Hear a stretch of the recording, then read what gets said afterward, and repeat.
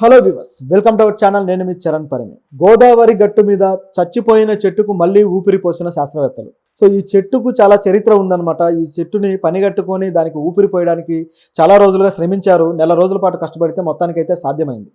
అయితే ఏం చెట్టు ఏంటి అని చూస్తే ఇది సినిమా చెట్టు. ఈ చెట్టు పేరే సినిమా చెట్టు అని ఉంటుందన్నమాట. కుమారదేవం అని చెప్పేసి ఒక గ్రామం ఉంది గోదావరిలో. సో ఆ గ్రామం ఒడ్డున గోదావరి ఉంటుంది. సో ఆ గోదావరి ఒడ్డున ఈ చెట్టు ఉందన్నమాట. నిద్రగన్నేరు చెట్టు, మహావృక్షం. ఇది దాదాపు 150 సంవత్సరాలు దీని వయసు. అయితే ఈ చెట్టు దాదాపు 300 సినిమాల్లో కనిపించింది. 300 సినిమాల షూటింగ్లు ఈ చెట్టు కింద జరిగాయి. చెట్టు నీడన, అలాగే చెట్టు పరిసరాల్లో. సో అందులో ఈ చెట్టు చాలా కీలకంగా ఉంటుంది. ముఖ్యంగా చెప్పాలంటే ఏఎన్ఆర్ గారి సినిమాలు, గతం నుంచి కూడా బాపు గారి సినిమాలు, అదేవిధంగా వంశీ గారి సినిమాలు, ముఖ్యంగా పెద్ద వంశీ గారు. సో ఆయన సినిమాలు ఏవైతే ఉన్నాయో, లేడీస్ టైలర్ కావచ్చు, ఇటువంటి చాలా సినిమాల్లో ఈ చెట్టును చూపించడం జరిగింది. ఆయనకి మామూలుగా అంటే గోదావరి ఇసుక తిన్నెలు, గోదావరి గ్రామాలు, అక్కడ జీవితాల మీద ఆయన అనేక కథలు రాశారు పత్రికల్లో. అదేవిధంగా తన సినిమాల్లో కూడా ఆ జీవితాన్ని చూపిస్తూ వచ్చారు. చాలా అందమైన, అద్భుతమైన జీవితాన్ని ఆయన పోర్ట్రే చేస్తూ వచ్చారు. గోదావరి జీవితాలకు ఆయన సినిమాలో ఒక డాక్యుమెంటేషన్ అని చెప్పొచ్చు. అంత అద్భుతంగా చూపిస్తూ వచ్చారు. అయితే ఆయన సినిమాల్లో గోదావరి నదికి ఎంత ప్రాధాన్యత ఉంటుందో ఈ చెట్టుకి అక్కడ పరిసరాలకు కూడా అంతే ప్రాధాన్యత ఉందన్నమాట. సో ఆయన ఈ చెట్టు ఎప్పుడైతే పడిపోయిందో, అంటే దానికి వయసు ఇదైన తర్వాత ఆ చెట్టు కొద్దిగా ఎండిపోతూ వచ్చి చివరికి అది కూలిపోయిందనమాట. కూలిపోయిన తర్వాత నెల రోజుల క్రితం ఇది జరిగింది. సో అందరూ కూడా చాలా బాధపడ్డారు. వంశీ గారు అయితే ఆ దగ్గరికి వెళ్ళిపోయి, ఆ చెట్టు దగ్గరికి వెళ్ళిపోయి దాని మోడును పట్టుకొని కూడా చాలా బాధపడ్డారు. దీన్ని బతికించుకోవాలి అని చెప్పేసి. ఎందుకంటే దాంతో ఆయనకున్న ఎఫెక్షన్ అలాంటిది. సో దానికోసం ప్రయత్నం చేస్తే ఒక రోటరీ క్లబ్ వారు ముందుకొచ్చారు. దీన్ని ఏదో విధంగా బ్రతికిద్దామని చెప్పేసి వాళ్ళు కూడా, లయన్స్ క్లబ్, సో వాళ్ళు కూడా డిసైడ్ అయిపోయి చివరికి ఆ ప్రయత్నం అయితే మొదలుపెట్టారు. మొదలుపెట్టిన తర్వాత దీనికి శాస్త్రవేత్తలు వచ్చేసి, ఎవరైతే వృక్ష శాస్త్రవేత్తలు ఉంటారో వీళ్ళు వచ్చి ఆ ప్రయోగాలు చేయడం మొదలుపెట్టారు. దీన్ని బతికించడం ఎలా అని చెప్పేసి. ఈ క్రమంలో సో కొంతమంది దానికి ఇనిషియేటివ్ తీసుకున్నారు. వంశీ గారు కావచ్చు, కొంతమంది సినీ ప్రముఖులు కావచ్చు, అలాగే ఆ క్లబ్ సభ్యులు కావచ్చు, వీళ్ళంతా. సో ఎలాగైనా బతికించాలని ప్రయోగాలు చేస్తూ కొన్ని రసాయనాలు వాడుతూ ఈ విధంగా చేస్తే 50 రోజుల్లో దీనికి చిగురు అయితే వస్తుంది, ఖచ్చితంగా ఇది తిరిగి బ్రతుకుతుందని చెప్పేసి శాస్త్రవేత్తలు చెప్పారు. అయితే ఆ ప్రయత్నం అయితే చేశారు వీళ్ళు. చేసిన తర్వాత చూస్తూ ఉన్నారనమాట. రోజులు గడుస్తున్నాయి. పైగా ఈ మధ్యకాలంలో వరదలు కూడా పెరిగిపోయాయి. ఎందుకంటే ఎక్కువ వాటర్ వచ్చి ఎక్కువ వరదలు వస్తే కూడా చెట్లకు ప్రమాదం. అవి దాంట్లో కూడా మునిగి చచ్చిపోయే ప్రమాదం ఉంది. సో ఈ ప్రమాదం కూడా లేకుండా దాన్ని కాపాడుకుంటూ వస్తే చివరికి ఇప్పుడు కేవలం 30 రోజుల్లోనే దానికి చిగురు అయితే వచ్చింది. సో అది ఇప్పుడు దీనికి జరిగిన ఒక అద్భుతమైన సంఘటన. ఇప్పుడు ఈ చెట్టును తిరిగి మళ్ళీ పునర్నిర్మించడానికి ప్రయత్నాలు జరుగుతున్నాయి. అంటే చిగురు కూడా పూర్తి స్థాయిలో రావాలి. అంటే వాళ్ళు ఏదైతే 50 రోజులు టైం పెట్టుకున్నారో ఆ 50 రోజుల టైం కూడా చూస్తారు. దాని తర్వాత ఇంకొక 10-15 రోజులు కూడా చూసి పూర్తి స్థాయి చిగురు వస్తుంది అనే నిర్ధారణ అయిన తర్వాత ఇప్పుడు వాళ్ళు దాన్ని ఏం చేయబోతారంటే అదే లొకేషన్లో ఇంకాస్త బెటర్గా దాన్ని తిరిగి పాతబోతున్నారు. ఏ విధంగా అయితే చిన్న మొక్కల్ని నాటుతారో అదేవిధంగా ఈ మహావృక్షాన్ని నాటబోతున్నారు. సో ఇది ఒక బృహత్తరమైన పని. ఒకవేళ అదే కానీ సక్సెస్ఫుల్గా జరిగితే ఇక తన మళ్ళీ నెక్స్ట్ జీవితాన్ని మొదలెట్టినట్టే. ఇంకా ఒక రకంగా 150 ఏళ్ళ జీవితం కంప్లీట్ అయిపోయి మళ్ళీ కొత్తగా రిసరెక్షన్ అంటాం కదా, ఆ విధంగా మొదలెట్టినట్టే. సో అది ఏ విధంగా జరుగుతుందో చూడాలి. సో నిజానికి ఈ చెట్టు చరిత్ర గమనించి చూస్తే ఆ ఊరు ఏదైతే ఉందో ఆ గ్రామంలో ఇప్పుడు ఈ చెట్టు దగ్గర షూటింగ్ జరిగినన్ని నాళ్ళు కూడా ఆ గ్రామంలో ప్రజలకి ఫుడ్ దొరికేదట. ఆ చెట్టే ఫుడ్ పెట్టింది అని చెప్పేసి అంటారు.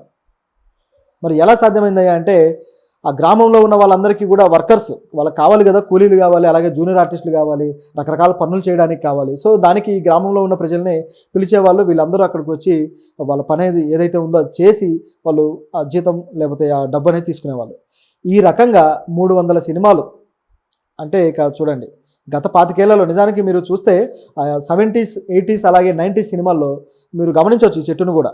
గోదావరి ప్రాంతాల్లో తీసిన చాలా సినిమాల్లో ఎక్కువగా వస్తుంది. ఇప్పుడు ఆ ప్రాంతాలని దాటి వేరే ప్రాంతాలకు షూటింగ్లకు వెళ్తున్నారు. కానీ అప్పట్లో అయితే 90s, 80sలో ఎక్కువగా షూటింగ్ అనగానే గోదావరి ప్రాంతానికి వెళ్ళిపోయేవాళ్ళు. అక్కడ కొన్ని గ్రామాల వాళ్ళు అయితే వాళ్ళకి ఎంతో సపోర్ట్ కూడా చేస్తూ ఉండేవాళ్ళు. ఎందుకు అలా ఉంటుంది అంటే అక్కడ ఉండే వాతావరణం వల్ల. అంటే అక్కడ గోదావరి నది పరివాహక ప్రాంతం అయి ఉండటము, అదేవిధంగా అక్కడి ఆ పురాతన కట్టడాలు ఏవైతే మండువా లోగిళ్ళు ఉన్న ఇల్లు కావచ్చు, సో ఈ టైప్లో ఉంటాయి కదా. సో అవి ఆ సినిమాల్లో అద్భుతంగా చూపించడానికి డైరెక్టర్స్కి అవకాశం ఉండేది. మరి మిగతా ప్రాంతాలకు ఎందుకు వెళ్ళలేదు అంటే ఇది సస్యశ్యామలమైన ప్రాంతం, పంటలు బాగా పండుతూ ఉండేవి, ఆ కొబ్బరి చెట్లు కావచ్చు, ఇది అందంగా ఉండేది. మిగతా ప్రాంతాలు చాలా వరకు కరువు ప్రాంతాలే.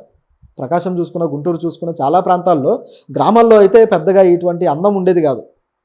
సో అందువల్ల అటువైపు ఎక్కువగా మొగ్గు చూపేవాళ్ళు కాదు. నిజానికి డైరెక్టర్లు, నిర్మాతలు వీళ్ళంతా కూడా గుంటూరు, కృష్ణా ప్రాంతం నుంచే ఉన్నారు ఎక్కువ శాతం. అలాగే ప్రకాశం నుంచి కూడా రామానాయుడు గారు లాంటి వాళ్ళు. సో అయినా సరే వీళ్ళు షూటింగ్లు అనగానే ఈ ప్రాంతాలకు వచ్చేవాళ్ళు. వాళ్ళ సొంత గ్రామాలకు కూడా పెద్దగా వెళ్ళింది తక్కువ. సో అటువంటి పరిస్థితిలో ఈ గోదావరి జిల్లాలు, ముఖ్యంగా గోదావరి గ్రామాల్లో ఇలాంటి ఒక బతుకుదెరువు మార్గం అయింది షూటింగ్ అనేది.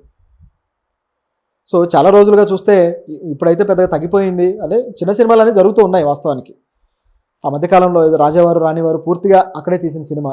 అదేవిధంగా కొన్ని చిన్న సినిమాలు చాలా ఉన్నాయి చెప్పాలంటే, అవన్నీ కూడా జరుగుతున్నాయి. ఈ మధ్యకాలంలో తీసిన సినిమాలు కూడా చాలా అందమైన, అద్భుతమైన జీవితాన్ని ఆయన పోర్ట్రే చేస్తూ వచ్చారు. గోదావరి జీవితాలకు ఆయన సినిమాలో ఒక డాక్యుమెంటేషన్ అని చెప్పొచ్చు. అంత అద్భుతంగా చూపిస్తూ వచ్చారు. అయితే ఆయన సినిమాల్లో గోదావరి నదికి ఎంత ప్రాధాన్యత ఉంటుందో ఈ చెట్టుకి అక్కడ పరిసరాలకు కూడా అంతే ప్రాధాన్యత ఉందన్నమాట. సో ఆయన ఈ చెట్టు ఎప్పుడైతే పడిపోయిందో, అంటే దానికి వయసు ఇదైన తర్వాత ఆ చెట్టు కొద్ది కొద్దిగా ఎండిపోతూ వచ్చి చివరికి అది కూలిపోయిందనమాట. కూలిపోయిన తర్వాత నెల రోజుల క్రితం ఇది జరిగింది. సో అందరూ కూడా చాలా బాధపడ్డారు. వంశీ గారు అయితే ఆ దగ్గరికి వెళ్ళిపోయి, ఆ చెట్టు దగ్గరికి వెళ్ళిపోయి దాని మోడును పట్టుకొని కూడా చాలా బాధపడ్డారు. దీన్ని బతికించుకోవాలి అని చెప్పేసి. ఎందుకంటే దాంతో ఆయనకున్న ఎఫెక్షన్ అలాంటిది. సో దానికోసం ప్రయత్నం చేస్తే ఒక రోటరీ క్లబ్ వారు ముందుకొచ్చారు.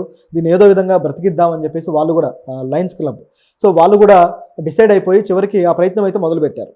మొదలుపెట్టిన తర్వాత దీనికి శాస్త్రవేత్తలు వచ్చేసి, ఎవరైతే వృక్ష శాస్త్రవేత్తలు ఉంటారో వీళ్ళు వచ్చి ఆ ప్రయోగాలు చేయడం మొదలుపెట్టారు. దీన్ని బతికించడం ఎలా అని చెప్పేసి. ఈ క్రమంలో సో కొంతమంది దానికి ఇనిషియేటివ్ తీసుకున్నారు. వంశీ గారు కావచ్చు, కొంతమంది సినీ ప్రముఖులు కావచ్చు, అలాగే ఆ క్లబ్ సభ్యులు కావచ్చు, వీళ్ళంతా.